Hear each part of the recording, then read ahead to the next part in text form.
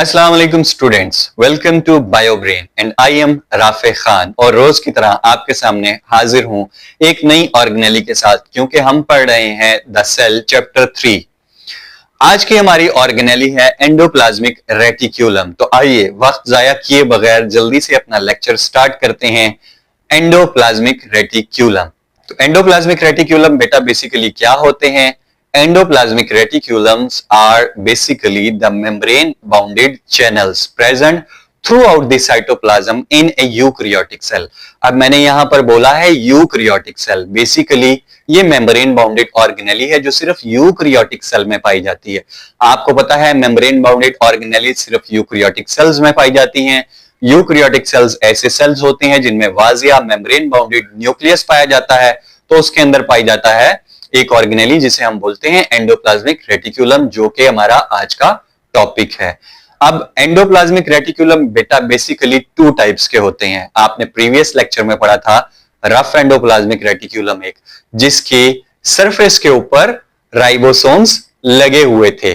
तो दो टाइप्स के कौन कौन से होते हैं? One is smooth endoplasmic reticulum, ऐसा एंडोप्लाज्मिक रेटिक्यूलम जिसकी सरफेस बिल्कुल स्मूथ होती है, राइबोसोम से पाक होती है, उसको स्मूथ एंडोप्लाज्मिक रेटिक्यूलम बोलते हैं। और ऐसा एंडोप्लाज्मिक रेटिक्यूलम जो कि सेकंड टाइप है जिस पे राइबोसोम्स लगे होते हैं, उसे हम रफ एंडोप्लाज्मिक रेटिक्यूलम कहते हैं। अगर इसके स्ट्रक्चर की बात की जाए बेटा कि एंडोप्लाज्मिक रेटिक्यूलम देखने में कैसा होता है, तो आपने बचपन में अखबार के अंदर या कहीं भी आपने वो भूल भुलैया देखी होगी। भूल भुलैया आप समझें कि रास्ता तलाश कीजिए।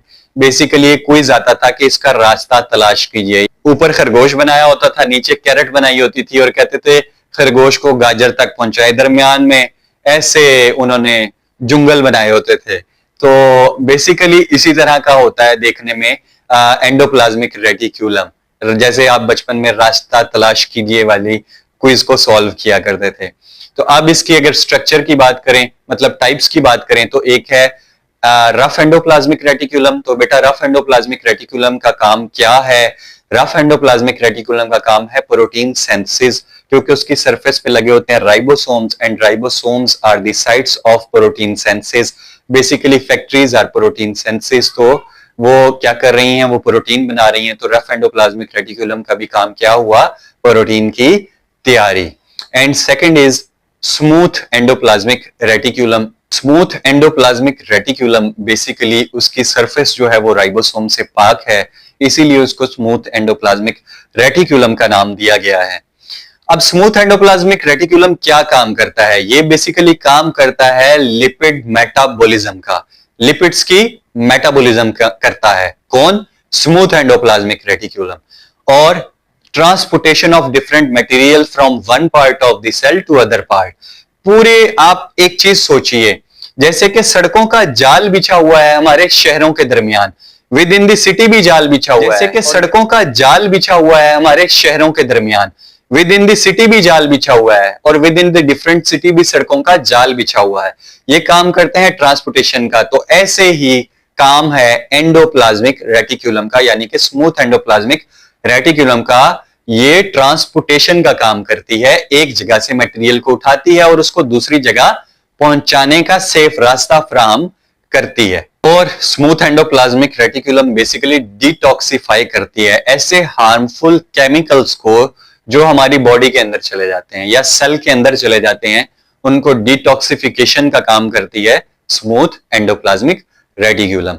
और अगर हम मसल सेल्स की बात करें, मसल सेल्स जो हमारे पट्ठों के सेल्स हैं, तो मसल सेल्स में smooth endoplasmic reticulum muscle contraction के प्रोसेस में भी काम आती है। मसल को कॉन्ट्रैक्ट करने, मसल को सुकेड़ने में भी स्मूथ एंडोप्लाज्मिक रेटिक्यूलम काम करती है। तो हमने एक गेम स्टार्ट की थी कि आप मुझे एग्जाम्पल देंगे कोई भी ऑर्गेनेली को पढ़ने के बाद डेली लाइफ से।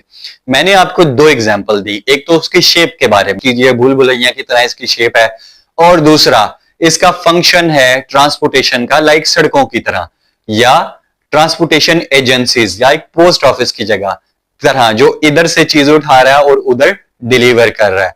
तो आपके ख्याल में इसका काम किस तरह से है? आप मुझे कमेंट में उसकी एग्जांपल जरूर बताइएगा। आज का लेक्चर था बेटा हमारा एंडोप्लाज्मिक रेटिकुलम, जो यहीं खत्म होता है। इस लेक्चर को 1 से 2 दफा गौर से सुनिएगा, मेमोराइज करने की कोशिश करें। कोई भी मसला मसाइल है तो आप मेरे कमेंट्स चेक कर सकते हैं। मैं कमेंट में डेली बेसिस पे रिप्लाई देता हूं अपने स्टूडेंट्स को, उनकी कोई भी प्रॉब्लम को सॉल्व करता हूं।